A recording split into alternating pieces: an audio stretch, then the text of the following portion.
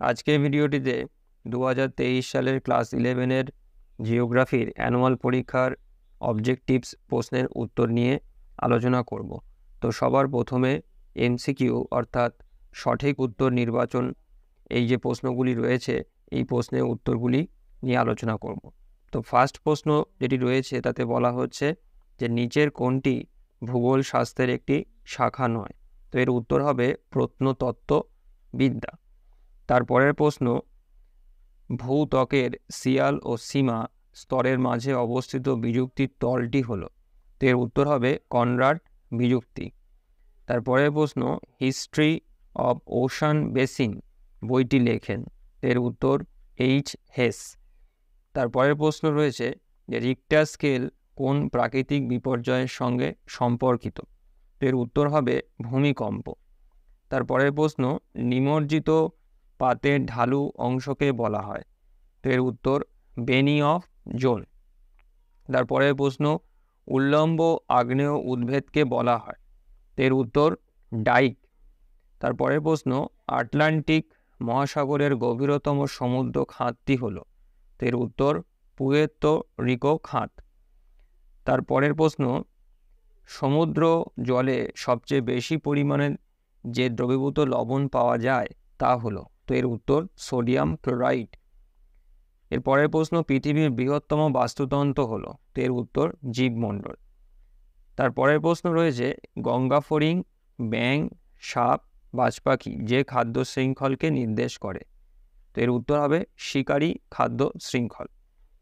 তারপরের প্রশ্ন, দুটি ভিন্ন বাস্তুতন্ত্রের মধ্যবর্তী উভয়েরই বৈশিষ্ট্যযুক্ত অঞ্চলকে বলে, তো এর উত্তর ইকোটোন। তারপরের প্রশ্ন, বস্তুর কার্যকারিতা এবং উপযোগিতাই হলো সম্পদ, উক্তিটি কার? এর উত্তর হবে জিমারম্যান। তারপরের প্রশ্ন, একটি সর্বব্যাপ্ত সম্পদের উদাহরণ হলো, এর উত্তর অক্সিজেন।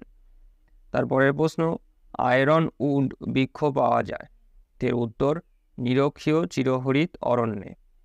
তারপরের প্রশ্ন, আর্জেন্টিনায় নাতিশীতোষ্ণ তৃণভূমি নাম, তো এর উত্তর পম্পাস। তারপরের প্রশ্ন, অ্যানাড্রোমাস মাছের একটি উদাহরণ হলো, এর উত্তর হবে ইলিশ। এর পরের প্রশ্ন, কারেজ সেচ পদ্ধতি দেখা যায়, এর উত্তর পাকিস্তানে।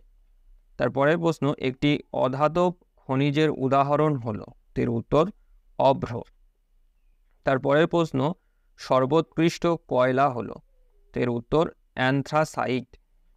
এর পরের প্রশ্ন, প্রদত্ত দেশগুলির মধ্যে কোনটি থোরিয়াম উৎপাদনে শ্রেষ্ঠ, এর উত্তর মার্কিন যুক্তরাষ্ট্র।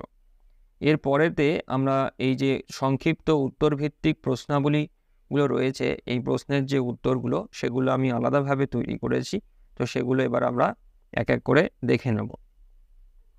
তো সবার প্রথমেতে যে উত্তর প্রশ্নটি রয়েছে যে জিওগ্রাফি শব্দটির অর্থ কী, তো এর উত্তর জিও শব্দের অর্থ পৃথিবী বা আর্থ, এবং গ্রাফি শব্দের অর্থ বিবরণ বা ডেসক্রাইব, অর্থাৎ জিওগ্রাফি শব্দের অর্থ পৃথিবীর বিবরণ বা ডেসক্রিপশন অব দ্য আর্থ।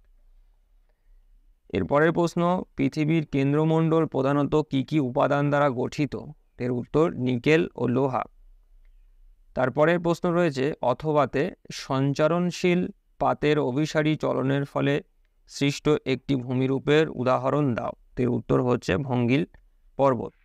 তারপরের প্রশ্ন, অ্যাস্থেনোস্ফিয়ার কি, এর উত্তর বহির্গুরুমণ্ডলের উপরি অংশ অ্যাস্থেনোস্ফিয়ার নামে পরিচিত। তারপরের প্রশ্ন, সলফাটারা কি, এর উত্তর যেসব আগ্নেয়গিরি থেকে প্রধানত গন্ধক মিশ্রিত গ্যাস ও বাষ্প নির্গত হয় সেগুলিকে সালফাটারা বলে। তারপরের প্রশ্ন হচ্ছে প্রতিসম ভাঁজের সংজ্ঞা দাও, এর উত্তর যে ভাঁজের অক্ষতলের দুদিকের বাহু সমান কোণে দুদিকে হেলে থাকে ও বাহুদ্বয়ের দৈর্ঘ্য সমান হয় তাকে প্রতিসম ভাঁজ বলে। তারপরের প্রশ্ন, চ্যুতি তল কাকে বলে, এর উত্তর চ্যুতিতে যে তল বা পৃষ্ঠ বরাবর শিলাস্তরের খণ্ডিত অংশের স্খলন হয়, অর্থাৎ খণ্ডিত অংশ ওঠানামা করে বা একে অপরকে ঘষতে ঘষতে অতিক্রম করে সেই তল বা পৃষ্ঠকে চ্যুতিতল বলে। তারপরে প্রশ্ন, টেলিগ্রাফ মালভূমি কোথায় অবস্থিত? এর উত্তর আটলান্টিক মহাসাগর। এরপরের অথবার প্রশ্ন, কোন সমুদ্র স্রোতের প্রভাবে জাপানের পূর্ব উপকূলের উষ্ণতা বৃদ্ধি পায়? এর উত্তর উষ্ণ কুরোশীয় স্রোত। তারপরে প্রশ্ন, গায়ট কি? এর উত্তর সমুদ্রে নিমজ্জিত যেসব পাহাড়ের শীর্ষদেশ সমতল সেই পাহাড়গুলিকে গায়ট বলে। তারপরে প্রশ্ন, বায়োম কাকে বলে? এর উত্তর কোনো সুবিশাল জলবায়ু অঞ্চলের অজৈব বা জড় উপাদানগুলির সঙ্গে সেই অঞ্চলের উদ্ভিদ ও প্রাণীকুলের মিথস্ক্রিয়ার ফলে যে সুনির্দিষ্ট বাস্তুতন্ত্র গড়ে ওঠে তাকে বায়োম বলে, যেমন নিরক্ষীয় বৃষ্টি অরণ্য বায়োম। তারপরে প্রশ্ন, ইকোক্লাইন কাকে বলে? এর উত্তর প্রাকৃতিক পরিবেশের পার্থক্যের জন্য কোনো নির্দিষ্ট প্রজাতির উদ্ভিদের গঠন ও আকৃতিগত যে পরিবর্তন হয় তাকে ইকোক্লাইন বলে। পরের প্রশ্ন, সাংস্কৃতিক সম্পদের সংজ্ঞা দাও।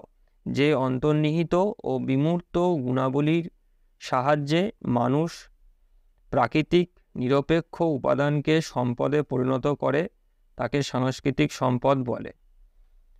তারপরের প্রশ্ন, আবর্তনীয় গচ্ছিত সম্পদ কাকে বলে? পুনর্ব্যবহারের মাধ্যমে সঞ্চিত বা অপুনর্ভব সম্পদও প্রবাহমান সম্পদে পরিবর্তিত হতে পারে। এই ধরনের সম্পদকে আবর্তনীয় গচ্ছিত সম্পদ বলে। এরপরের প্রশ্ন, সরলবর্গীয় অরণ্যের অক্ষাংশগত বিস্তৃতি লেখো। এর উত্তর হচ্ছে উত্তর গোলার্ধের 50 ডিগ্রি থেকে 70 ডিগ্রি অক্ষাংশ। তারপরে সামাজিক বনসৃজনের সংজ্ঞা দাও। এর উত্তর মূলত অনুন্নত বা দরিদ্র অধিবাসীদের অর্থনৈতিক উন্নয়নের উদ্দেশ্যে এবং পরিবেশের সুস্থতা, জীবজগতের ভারসাম্য রক্ষা, জনসাধারণের চাহিদা পূরণের জন্য যখন নির্দিষ্ট অরণ্য সীমার বাইরে পতিত বা অব্যবহৃত জমিতে নতুন করে গাছ লাগিয়ে বনভূমির বিকাশ ঘটানো হয় তখন তাকে সামাজিক বনসৃজন বলে। তারপরে প্রশ্ন হচ্ছে, ভারতের পশ্চিম উপকূলে দুটি মৎস্য বন্দরের নাম লেখো। এর উত্তর কান্ডালা ও পোরবন্দর। তারপরে জাপানের দুটি সমভূমির নাম লেখো। এর উত্তর হচ্ছে কোয়ান্টো সমভূমি ও কিনকি সমভূমি। তারপরে অথবার প্রশ্ন, ইউক্রেনের অধিকাংশ জমি কি উদ্দেশ্যে ব্যবহৃত হয়? এর উত্তর হচ্ছে কৃষিকাজ। তারপরে প্রশ্ন, জলবিভাজিকা পরিকল্পনার মুখ্য উদ্দেশ্য কি? এর উত্তর নদী অববাহিকা অঞ্চলের প্রাকৃতিক বিপর্যয় নিয়ন্ত্রণ করে আর্থসামাজিক উন্নয়ন ঘটানো। তারপরে প্রশ্ন, ওপেকের সম্পূর্ণ রূপটি কি? এর উত্তর হচ্ছে Organization of Petroleum Exporting Countries. তারপরে প্রশ্ন, আসওয়ান বাঁধ কোন দেশ এবং কোন নদীর উপর নির্মিত হয়েছে? এর উত্তর মিশরের নীল নদের উপর। এরপরে প্রশ্ন হচ্ছে অভ্রের দুটি আকরিকের নাম লেখো। এর উত্তর হচ্ছে মাস্কোভাইট ও বায়োটাইট। আর আজকের শেষ প্রশ্ন অথবা দিয়ে ভূতাপ শক্তি উৎস কি? এর উত্তর হচ্ছে ভূ অভ্যন্তরস্থ তাপ ও তেজস্ক্রিয় পদার্থ। তো আজকের ভিডিওটি আমি এখানেতে শেষ করছি। সবাই ভালো থেকো। Thank you.